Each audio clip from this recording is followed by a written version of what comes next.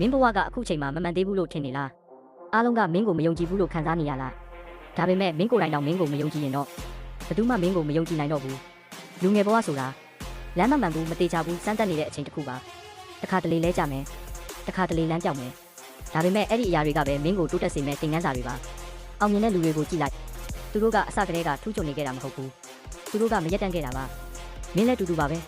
ဒီနေ့မင်းကအားနေနေနိုင်တယ်ဒီနေ့မင်းကအရှုံးနဲ့ရင်ဆိုင်နေရနိုင်တယ်ဒါပေမဲ့အရေးကြီးဆုံးကမင်းရမတော်ဘူးဆိုတာပဲလူတွေကမင်းကိုမဖြစ်နိုင်ဘူးလို့ပြောမယ်မင်းရဲ့အိမ်မက်တွေကိုမဟုတ်ဘူးလို့ပြောမယ်ဒါပေမဲ့သူတို့ရဲ့အတန်တွေထက်မင်းရဲ့အတွင်းစိတ်အတန်ကိုနားထောင်ပါမင်းဘဝကိုပြောင်းလဲနိုင်တဲ့လူတစ်ယောက်ရှိတယ်အဲ့ဒါကမင်းကိုယ်တိုင်ပါပဲတနေ့တနေ့တေးသေးလေးတိုးတက်နေပါ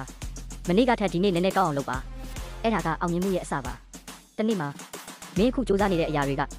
မင်းကိုလူတစ်ယောက်အနေနဲ့ပြောင်းလဲပေးလိမ့်မယ်မင်းကိုအောက်ကျစေတဲ့အရာတွေကပဲနောက်ဆုံးမှာမင်းကိုမြင့်တင်ပေးမဲ့အင်အားဖြစ်လာမယ်ဒါကြောင့်မရက်ပါနဲ့